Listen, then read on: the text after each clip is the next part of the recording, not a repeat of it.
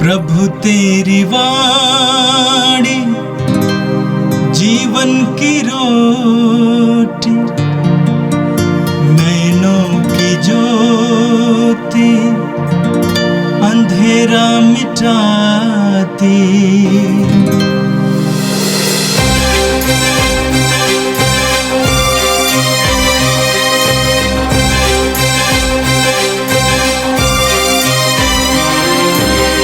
प्रभु तेरी वाणी जीवन की रोटी, नैनों की ज्योति अंधेरा मिटाती।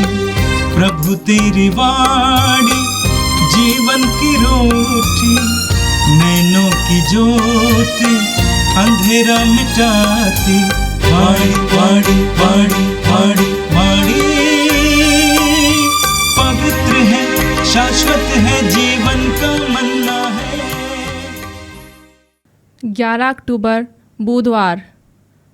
पहला पाठ नबी योना का ग्रंथ, अध्याय 4, पद संख्याएं 1 से 11। योना को यह बात बहुत बुरी लगी। वह क्रुद्ध हो गया और उसने यह कहकर प्रभु से निवेदन किया, हे प्रभु, क्या मैंने यह नहीं कहा था जब मैं अपने स्वदेश में था? इसलिए तो मैं तरसीस नगर भाग गया। मैं जानता था कि तू करुणामय तथा दयालु ईश्वर है, देर से क्रोध करने वाला, अनुग्रह का धनी और दंड देने को अनिच्छुक। हे प्रभु, अब तू मुझे उठा ले। जीवित रहने की अपेक्षा मेरे लिए मर जाना कहीं अच्छा है। प्रभु ने उत्तर दिया, क्या तुम्हारा क्रोध उचित है? योना नगर से निकलकर उसके पूर्व में बैठ गया। वहाँ उसने अपने लिए एक छप्पर छा लिया और यह देखने के लिए कि नगर का क्या होगा, वह उसकी छाया में बैठ गया। तब प्रभु ने एक कुंदरू लता उगाई, वह योना के ऊपर फैल गई और उसके सिर पर छाया कर उसे आराम देने लगी। उस लता से योना बहुत प्रसन्न हुआ। दूसरे दिन सवेरे प्रभु ने एक कीड़े को लता काटने का आदेश दिया और वह लता सूख गई। सूर्योदय के बाद ईश्वर के आदेश अनुसार झुलसने वाली पूर्वी हवा चलने लगी। योना के सिर पर पड़ने वाली धूप इतनी तेज थी कि वह बेहोश होने लगा और मरने की इच्छा प्रकट करते हुए बोल उठा, जीवित रहने की अपेक्षा मेरे लिए मर जाना कहीं अच्छा है। ईश्वर ने योना से कहा, क्या कुंदरू लता के कारण तुम्हारा क्रोध उचित है? उसने उत्तर दिया, मेरा क्रोध उचित है, मैं मर जाना चाहता हूँ।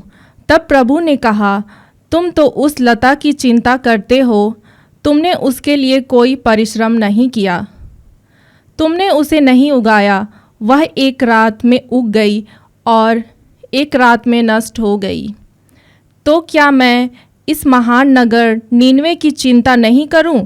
उसमें 1,20,000 से अधिक ऐसे मनुष्य रहते हैं जो अपने दाहिने तथा बाएं हाथ का अंतर नहीं जानते, और असंख्य जानवर भी।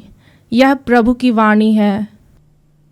संत लूकस के अनुसार पवित्र सुसमाचार, अध्याय 11, वाक्य 1 से 4 तक। एक दिन ईसा किसी स्थान पर प्रार्थना कर रहे थे। प्रार्थना समाप्त होने पर उनके एक शिष्य ने उनसे कहा, प्रभु, हमें प्रार्थना करना सिखाइए, जैसे यूहन्ना ने भी अपने शिष्यों को सिखाया। ईसा ने उनसे कहा, इस प्रकार प्रार्थना किया करो, पिता, तेरा नाम पवित्र माना जाए, तेरा राज्य आए, हमें प्रतिदिन हमारा दैनिक आहार दिया कर, हमारे पाप क्षमा कर, क्योंकि हम भी अपने अपराधियों को क्षमा करते हैं, और हमें परीक्षा में ना डाल। यह प्रभु का दिव्य सुसमाचार है। क्रिस्त प्रभु की जय। मेरे प्रिय भाई और बहनों, आज का पहला पाठ नबी योना के ग्रंथ के अध्याय 4 से लिया गया था। अध्याय 3 में हमने सुना कि योना निनेवे नगर में घूम घूम कर यह संदेश सुनाया कि प्रभु ईश्वर आज से 40 दिन के बाद इस नगर को नष्ट करने वाला है। लोगों ने योना की बात को ईश्वर की बात समझकर पश्चाताप करना शुरू किया। वे उपवास किए, राजा से लेकर रंग तक, यहां तक कि जानवरों को भी खाने ना पीने दिया गया। यह देखकर ईश्वर का दिल द्रवित हुआ। वचन में लिखा है, ईश्वर ने देखा कि वे क्या कर रहे हैं और किस प्रकार उन्होंने कुमार्ग छोड़ दिया है, तो वह द्रवित हो गया और उसने जिस विपत्ति की धमकी दी थी उसे उन पर नहीं आने दिया। आज के पाठ में आपने सुना, योना को यह बात बहुत बुरी लगी। निनवे के लोगों ने पश्चाताप किया और ईश्वर ने विपत्ति को आने नहीं दिया। योना को यह बात बहुत बुरी लगी। वह क्रुद्ध हो गया और उसने यह कहकर प्रभु से निवेदन किया, प्रभु, क्या मैंने यह नहीं कहा था जब मैं अपने स्वदेश में था? इसीलिए तो मैं तर्शीश नगर भाग गया। मैं जानता था कि तू करुणामय तथा दयालु ईश्वर है, देर से क्रोध करने वाला, अनुग्रह का धनी और दंड देने को अनिच्छुक है। प्रभु, अब तो मुझे उठा ले, जीवित रहने की अपेक्षा मेरे लिए मर जाना कहीं अधिक अच्छा है। प्रभु ने उत्तर दिया, क्या तुम्हारा क्रोध उचित है?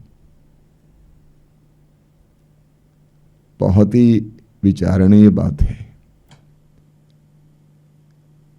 योना का काम था ईश्वर का वचन सुनाना, लोगों को पश्चाताप के लिए आह्वान करना। लेकिन जब योना ने देखा कि लोगों ने पश्चाताप किया और जो विपत्ति वहां पे आने वाली थी वह टल गई, तो योना को बुरा लगा। उसको तो ईश्वर को धन्यवाद देना चाहिए था कि प्रभु, लोगों ने तेरे वचन को ग्रहण किया और पश्चाताप किया, लेकिन उसके बदले वो क्रुद्ध हुआ, क्योंकि वो ऐसा नबी निकला जो चाहता था कि मैंने जो कहा वो सही निकले। इसीलिए आगे आप पढ़ेंगे, योना नगर से निकलकर उसके पूर्व में बैठ गया।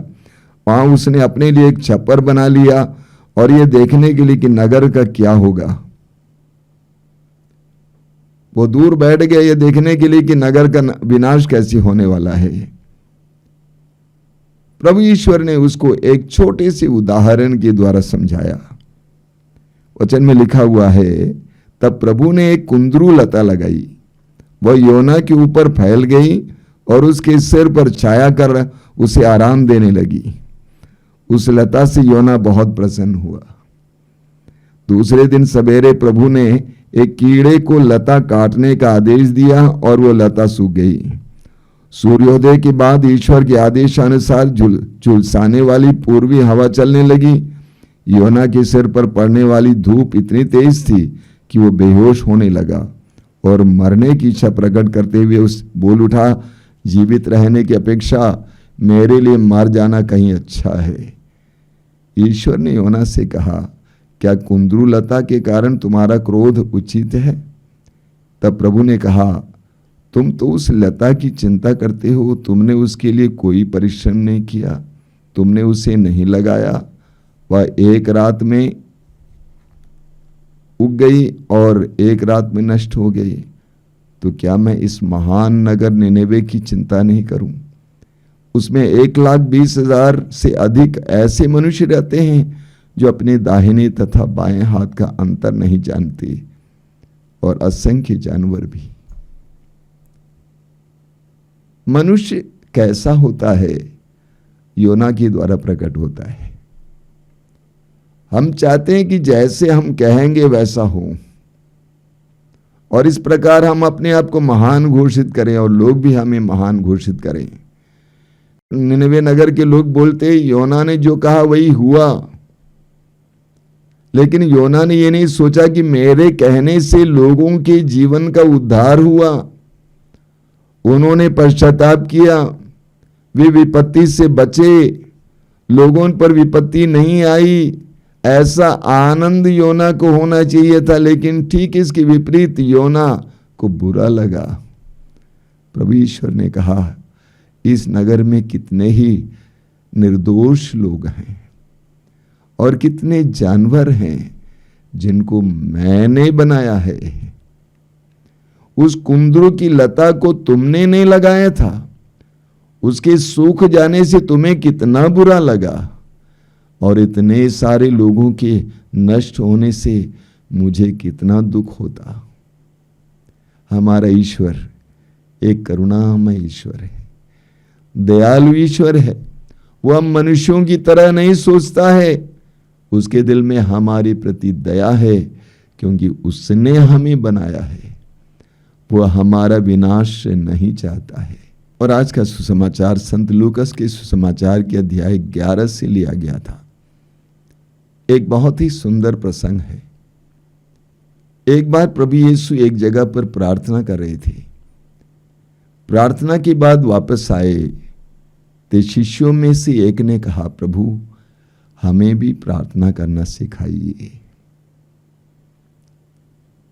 सुसमाचारों में हम पढ़ते हैं कि प्रभु यीशु प्रार्थना में जीवन जीते थे।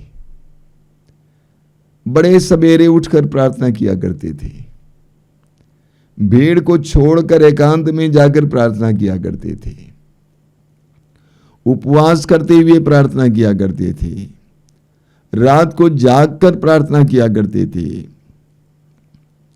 यीशु का प्रार्थना में जीवन इतना प्रभावशाली था कि शिष्यों ने कहा, प्रभु हमें भी प्रार्थना करना सिखाइए। लोग आश्चर्य करते थे कि इसको इतना ज्ञान कहां से मिला, ये शक्ति कहां से मिली। शिष्यों को मालूम था कि उसका स्रोत क्या है, कहां है। इसलिए शिष्यों ने कहा, प्रभु हमें भी प्रार्थना करना सिखाइए। और प्रभु ने उनको एक बहुत सुंदर और सबसे शक्तिशाली प्रार्थना सिखाई। यानी प्रभु बताना चाहते हैं कि उस पिता ईश्वर के साथ इस तरह रिश्ता जोड़ो जैसे एक बच्चा अपने डैडी के साथ रिश्ता जोड़ता है। प्रार्थना की शुरुआत वहां से होती है, पिता, अब्बा। अब में से कई लोग प्रार्थना करने वाले हैं, लेकिन सवाल ही खड़ा होता है कि आज तक हमने ईश्वर के साथ इतना गहरा रिश्ता जोड़ा है कि नहीं। प्रभु ने कहा, सबसे पहले उसे अब्बा कहकर पुकारो और एक गहरा रिश्ता जोड़ो। उसके बाद प्रभु ने कहा, इस तरह बोलो, तेरा नाम पवित्र माना जाए, तेरा राज्य आवे। आराधना की प्रार्थना है, स्तुति की प्रार्थना है, ईश्वर के राज्य के आगमन की कामना की प्रार्थना है। स्तुति, आराधना की प्रार्थना। उसके बाद ही प्रभु बताते हैं, तुम मांगो। क्या मांगो? हमारे प्रतिदिन का दैनिक आहार दिया कर। शब्दों का ख्याल कीजिए। प्रभु कहते हैं, हमें प्रतिदिन हमारा दैनिक आहार दिया कर। हमें, हमारा। हमारी प्रार्थनाओं में यह होना चाहिए, मेरा, मुझे नहीं होना चाहिए, हमारा। मसीहत एक सामुदायिक धर्म है। प्रभु यीशु ने हमें सिखाया कि सामुदायिक जीवन जियो। अपने लिए मत मांगो, मेरा, मुझे नहीं, हमारा। अन्य लोगों को भी साथ में लो। और प्रभु क्या कहते हैं? दैनिक आहार दिया कर। एक सप्ताह के लिए नहीं, एक महीने के लिए नहीं, प्रतिदिन का आहार, दैनिक आहार। निर्गमन ग्रंथ के अध्याय 16 में हम पढ़ेंगे, ईश्वर ने इस्राएली जनता को मरु प्रदेश में मन्ना दिया, लेकिन ईश्वर ने उनसे कहा कि तुम मन्ना इकट्ठा करोगे प्रतिदिन के लिए, रोज के लिए, अगले दिन के लिए नहीं रखोगे, वो सड़ जाएगा। हमें ईश्वर से प्रतिदिन के लिए आहार मांगना चाहिए। प्रभु आज दे, मैं जानता हूं कल भी तू देने में समर्थ है। आगे हमारे पाप क्षमा कर। हमारी प्रार्थना में इसके लिए स्थान होना चाहिए। पश्चाताप करना, हम पापी हैं, हमारे पाप क्षमा कर। हम अपराधी हैं, हमारे अपराध क्षमा कर। लूकास अध्याय 18 वाक्य 14 में हम पढ़ते हैं, उस नाकेदार की प्रार्थना के बारे में उसने कहा, हे ईश्वर मुझ पापी पर दया कर। उसकी प्रार्थना सुनी गई। एक पश्चातापी की प्रार्थना सुनी जाएगी, क्षमा कर। आगे प्रभु एक शर्त लगाते हैं, क्योंकि हम भी अपने अपराधियों को क्षमा करते हैं। जिस तरह तूने हमें क्षमा किया उसी तरह हम भी दूसरों को क्षमा करते हैं। हमें तभी ईश्वर से क्षमा प्राप्त हो सकती है जब हम दूसरों को भी क्षमा करेंगे। अंत में प्रभु कहते हैं, ये प्रार्थना करो, हमें परीक्षा में ना डाल या ना गिरने दे। ये प्रार्थना एक संपूर्ण प्रार्थना है। इसमें ईश्वर के साथ जोड़ा जाता है गहरा रिश्ता। उसके बाद ईश्वर की आराधना और स्तुति। उसके बाद सामुदायिक मांग, हमें भोजन दें, प्रतिदिन का भोजन दें। उसके बाद क्षमा की प्रार्थना, दूसरों को क्षमा करने का वायदा करना, और अंत में संरक्षण के लिए और सुरक्षा के लिए प्रार्थना। इसीलिए हम प्रभु यीशु की इस प्रार्थना को एक संपूर्ण प्रार्थना कहते हैं। इस प्रार्थना को बार बार दोहराना, ये हमारे पिता की प्रार्थना, इसमें बहुत शक्ति होती है। आइए हम प्रार्थना करें। प्रभु यीशु आज के दोनों पाठों के लिए धन्यवाद देते हैं। पहले पाठ के द्वारा तू हमें बताता है कि तू कितना करुणामय है, दयालु है। तो हमारे विनाश से खुश नहीं होता है, आनंदित नहीं होता है। सुसमाचार के द्वारा तूने हमें बताया है कि हमारी प्रार्थना को गहरी होनी चाहिए। हमें ईश्वर के साथ एक ऐसा गहरा रिश्ता जोड़ना चाहिए जिस तरह बच्चा अपने पापा के साथ रिश्ता जोड़ता है। प्रभु तेरे इस पवित्र और सुंदर और शक्तिशाली प्रार्थना के लिए धन्यवाद देते हैं। तेरे प्रार्थना में जीवन के लिए धन्यवाद देते हैं, जिसके द्वारा हमें भी प्रेरणा मिलती है कि हम भी प्रार्थना में समय बिताएं। हे प्रभु, हमें प्रार्थना का वरदान दीजिए। तेरे शिष्यों की तरह हम भी कहना चाहते हैं, प्रभु हमें प्रार्थना करना सिखाइए। हे प्रभु, ये सुन वचनों को सुनने वाले मेरे भाई बहनों को आशीर्वाद देना। आज का संपूर्ण दिन उनके लिए तेरे विशेष संरक्षण का दिन हो। वे जहां कहीं भी जाएं तो उनके साथ रह। हमारी इस प्रार्थना को ग्रहण कर, आमीन। प्रभु तेरी वाणी जीवन की रोटी, नैनों की ज्योति अंधेरा मिटाती। वाणी वाणी वाणी वाणी वाणी पवित्र है, शाश्वत है, जीवन का